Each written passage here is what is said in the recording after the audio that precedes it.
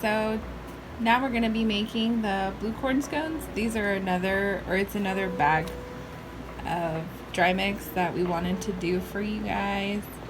This is the recipe card that's going to come with your bag, and this particular recipe makes about eight scones, and they're the traditional triangular scones.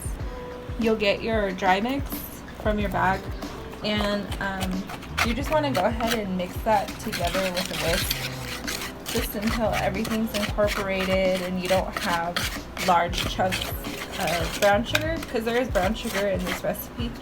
So we want to make sure that these large brown sugar chunks, when you do get your recipe, you want to make sure that they're broken up and distributed evenly into your mix. You can buy buttermilk from the store, but if you don't have buttermilk, you can make your own. So it's just regular milk and some white vinegar. And this recipe calls for 2/3 of a cup of milk. So what we're gonna add in is about 2/3 of a tablespoon into your milk. And then you can just stir that.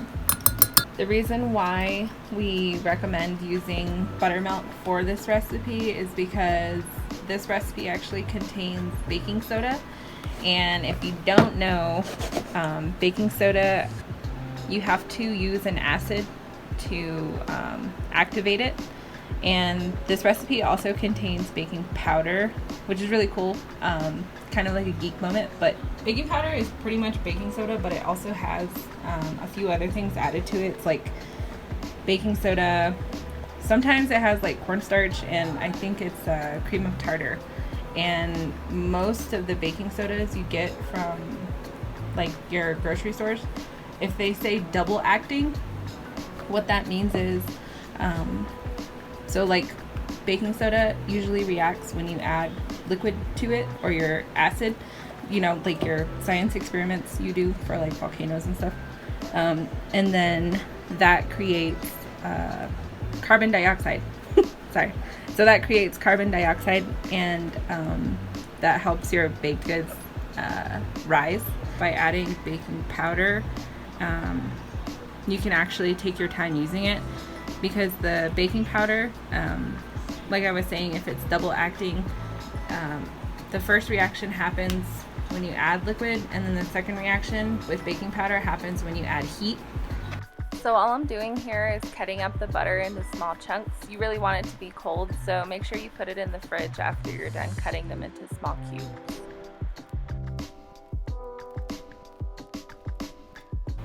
Alright, so I just took the butter out of the fridge, and it's pretty cold. It's better when you use cold butter, or you know, if you use butter in your pie crust, you want those you want the flakes, you want layers, so you need cold butter. And what we're doing, or what I'm doing right now, is just breaking the butter up into smaller pea-sized chunks. On a recipe card it says you can add all of your other ingredients in now at this stage, because it's a lot easier to mix them in evenly as opposed to making your dough and then trying to mix in your ingredients. Yeah, it's just easier. So what we're gonna do is we're gonna add in all of our walnuts, and we're gonna add in our dry apricots. We're also gonna add in some white chocolate, and then we're also gonna add in our dry cranberries. And cool little note, if you are using dry fruits, it's okay for you to use, so like with the apricots, they're pretty fresh still, right out of the bag, so they're still really soft, and they're not as dry. But our cranberries our cranberries are actually a lot drier than our apricots. So what I did was soak them in really hot water for about 30 minutes, and this will just bring back some of the it'll just rehydrate it a little bit, and it's a little softer now. That way you don't chip your tooth or anything like that. So we're gonna go ahead and add in our cranberries as well. And all I'm doing is like squeezing out the excess water and adding that into the mix. Okay, and then I'm just using a wooden spoon. You can mix that all together so that it's incorporated. The thing I like about this recipe is that it's not super sweet. So if you wanted to, you can also add in savory ingredients. I actually have a video on YouTube for cheddar and jalapeno blue corn scones, I believe is what we made. So if you want it, you can check that out too. You can do that with this recipe as well. What we're gonna do now is we are going to, I don't know if you can see this, but so I was talking about the buttermilk earlier. It's nice and curdled now. If you smell it, it should have like a faint smell of vinegar, which is what we want. And we're gonna go ahead and crack this egg right into here. We're just gonna mix that in with the buttermilk until it's incorporated, and then we'll go ahead and start adding this into the scone recipe. On the recipe card, I'm telling you to add it in gradually because you might not need the whole thing. It really honestly depends on where you are and your elevation, because if you are at a higher elevation, obviously, you know, your baked goods are going to require more liquid.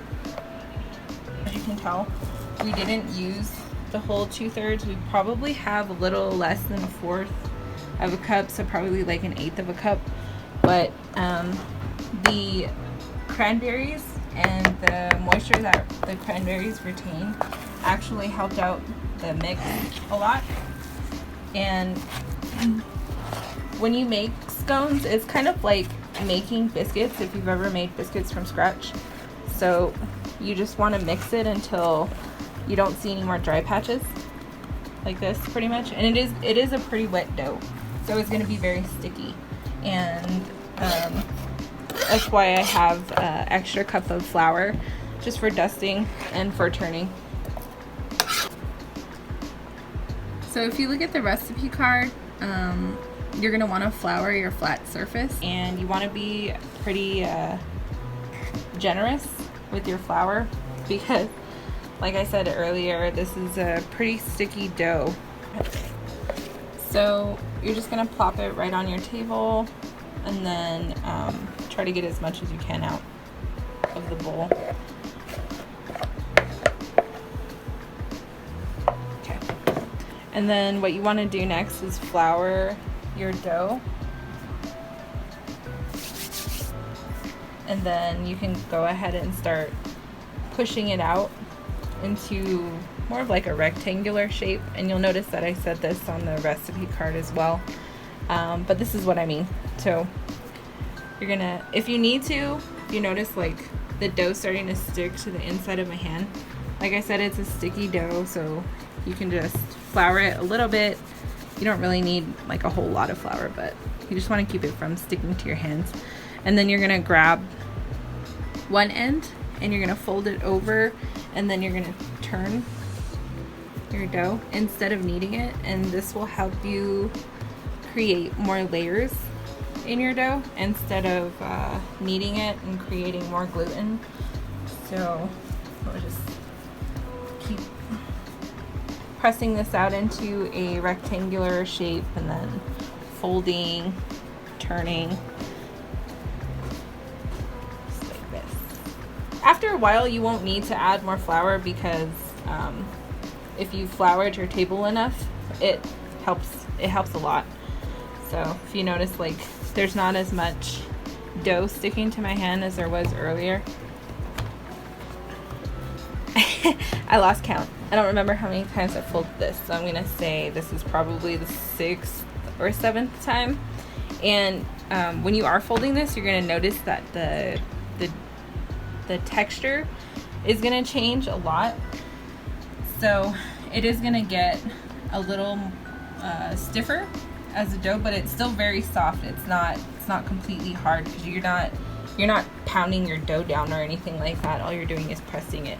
So this is going to be the last turn that I have. I'm just going to go ahead and press this out one more time, and then fold it. Okay, and at this stage, if you want to, you can save your dough for the next day if you don't have time to roll it out today, or if you want to, you can roll it out now, and you can cut it and put it in the fridge, which is what we're gonna do.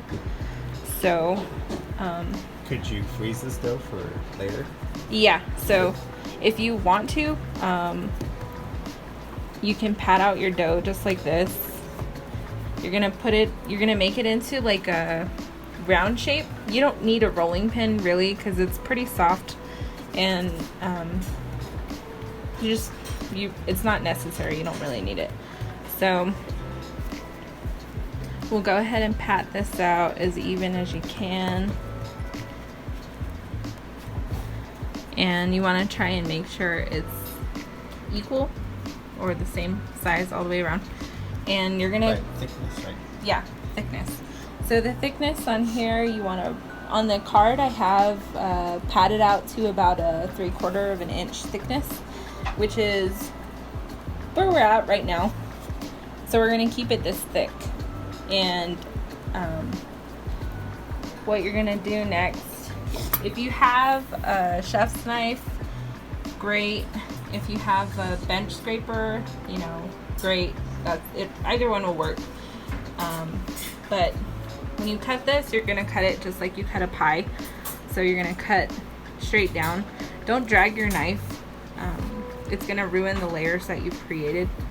But you wanna just move your knife down in kind of like a seesaw motion, I guess you can say.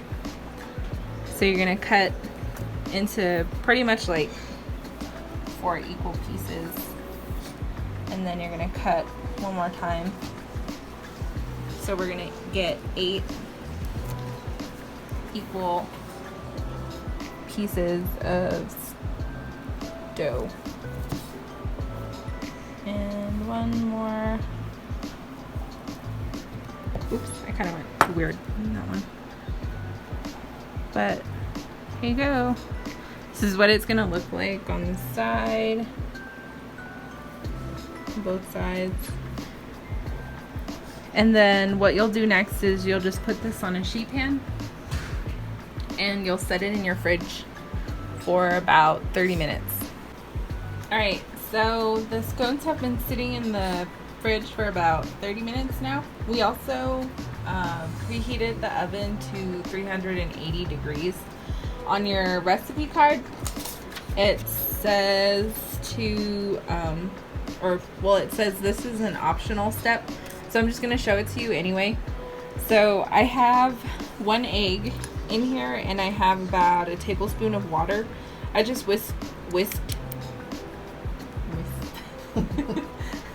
I whisked it together, and this is what I'm going to use for my egg wash. So I have a small pastry brush. Honestly, I've actually used my fingers to do this too, because sometimes, I mean, a lot of the time you don't really have pastry brushes, or I find that a lot of people don't. And I'm pretty sure you don't want to use your barbecue brush because it smells like barbecue. So you can just use your fingers if you need to. But I use demerara sugar a lot with scones, and it's not just because I have a sweet tooth, but I think that the sugar gives it a really good crunch on the top because of how thick it is. So that's what I'm going to be sprinkling on top right after I egg wash these scones. And the egg wash, honestly, the purpose is just to give it a really nice shine and to help it brown a little faster. So I'll be leaving one without the egg wash. You can do it without the egg wash, but I think it gives it a really nice look and finish, and it's nice and shiny once it comes out of the oven.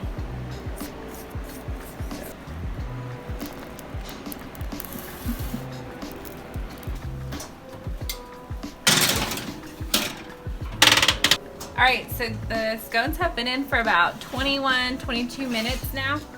So this is them. And if you want to check them, you can just push them down in the center and they should pop back up. that pretty much means they're done. So the scones have been out of the oven now for probably about 5 minutes. I didn't put parchment down, or honestly I didn't really spray the pan either. Scones don't really stick too much to the pan, honestly, and if you want to, you can spray it and you can put a parchment down, but when they come out, it's not super hard to remove them. There's not a lot of sugar in them, so it doesn't really caramelize too much at the bottom. If you do put like, you know, like fresh fruit in there, it will get stuck, especially where the fruit oozes out. But if you notice, there's a difference in the way that the scone looks when it's not egg washed versus when it is egg washed. Here's kind of like a side-by-side comparison. See how this one is just more, it's like shiny, it's nice and brown. Nice aesthetics. Yeah, the aesthetic is really nice. The bottom's not burnt, but it's still the same product. It's just really up to you whether or not you want to go ahead and egg wash, but you get the same product. So there it is. Pretty much it. That's all of it. And if you want to add different things to it, you can. If you want to change up extracts or put in different types of chocolates or nuts or, you know, fruits or anything like that, you can. So let us know, you know, take pictures of whatever you guys decide to make. Make sure you use the hashtag #ForcedToPlate only. Thanks, guys. Thank you.